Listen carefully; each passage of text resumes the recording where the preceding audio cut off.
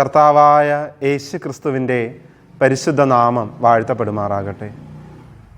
ഹിൽവേലി ചാനലിലെ വചനദീപം എന്ന പ്രോഗ്രാമിലേക്ക് എല്ലാവരെയും സന്തോഷത്തോടെ സ്വാഗതം ചെയ്യുന്നു. വിശുദ്ധ വേദപുസ്തകത്തിൽ ലൂക്കോസിൻ്റെ സുവിശേഷം 18-ാം അധ്യായം 35 മുതൽ 43 വരെ ഉള്ള വേദഭാഗത്തിൽ ഒരു കുരുടനായ മനുഷ്യനെ കുറിച്ച് ഓർമ്മപ്പെടുത്തുന്നുണ്ട്. അദ്ദേഹം യേശുവിനോട് വന്ന് ചോദിക്കുന്നുണ്ട്, യേശുവേ, ദാവീദ് പുത്ര, എന്നോട് കരുണ തോന്നണമേ എന്ന്. 3 കാര്യങ്ങളാണ് ആ വേദഭാഗത്തിൽ നിന്ന് നമുക്ക് മനസ്സിലാക്കുവാനായി സാധിക്കുന്നത്.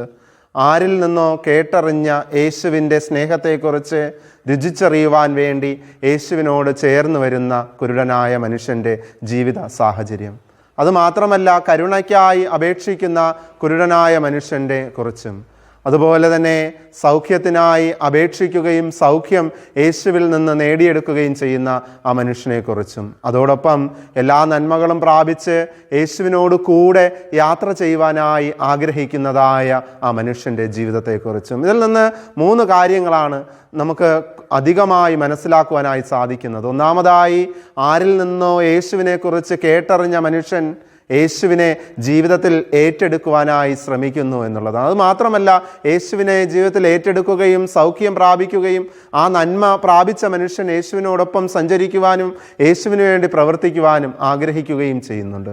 ക്രിസ്തുവിൽ പ്രിയരെ, ഞാനും നിങ്ങളും കർത്താവിനെ കേട്ടറിയുകയും കണ്ടറിയുകയും രുചിച്ചറിയുകയും ചെയ്തവരാണ്. എന്നാൽ നമുക്ക് എപ്പോഴും കർത്താവിനോട് കൂടെ ചേർന്ന് നടക്കുവാനും ആ കർത്താവിൽ ചേർന്ന് നടക്കുക മാത്രമല്ല, ആ കർത്താവിന് വേണ്ടി പ്രവർത്തിക്കുവാൻ സാധിക്കുന്നുണ്ട്. കർത്താവിന് വേണ്ടി ഒരു കരമായി തീരുവാൻ, കർത്താവിന് വേണ്ടി നല്ല പാട്ടുകൾ പാടുവാൻ, കർത്താവിന് വേണ്ടി നന്നായി വചനം സംസാരിക്കുവാൻ, കർത്താവിന് വേണ്ടി ഒരു മിഷണറിയായി പ്രവർത്തിക്കുവാൻ, കർത്താവിന് വേണ്ടി മറ്റു കാര്യാദികൾ ക്രമപ്പെടുത്തുവാൻ നമുക്ക് സാധിക്കുന്നുണ്ടോ? നമ്മൾ ഉപരിപ്ലവമായ കാര്യങ്ങളിലൂടെ കർത്താവിനെ പ്രീതിപ്പെടുത്തുവാൻ അല്ലെങ്കിൽ ശുശ്രൂഷയിൽ പ്രീതിപ്പെടുത്തുവാൻ ശ്രമിക്കുന്നവരാണോ?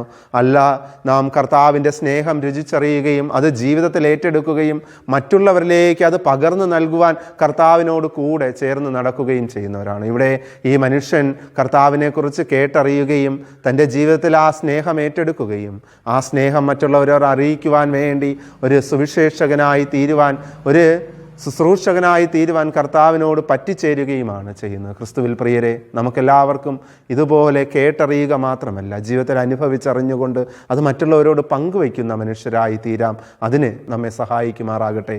ആമേൻ. നമുക്കൊരു നിമിഷം പ്രാർത്ഥിക്കാം. സ്നേഹവാനായ കർത്താവേ, ഒരു മനുഷ്യൻ അങ്ങയുടെ അടുക്കൽ വന്ന് കാഴ്ചയ്ക്ക് വേണ്ടി യാചിക്കുമ്പോൾ ആ മനുഷ്യൻ കേട്ടറിഞ്ഞ യേശു ക്രിസ്തുവിനെ ജീവിതത്തിൽ ഏറ്റെടുക്കുകയും അങ്ങയുടെ സന്നിധിയിൽ നിന്ന് നന്മകൾ പ്രാപിച്ച് ദൈവമായ കർത്താവെ ലോകത്തോട് അത് വിളിച്ചു പറയുവാൻ തക്കവണ്ണം, യേശുവിൻ്റെ സ്നേഹം മറ്റുള്ളവരെ അറിയിക്കുവാൻ തക്കവണ്ണം ആ മനുഷ്യൻ താല്പര്യപ്പെടുന്നുവല്ലോ കർത്താവെ.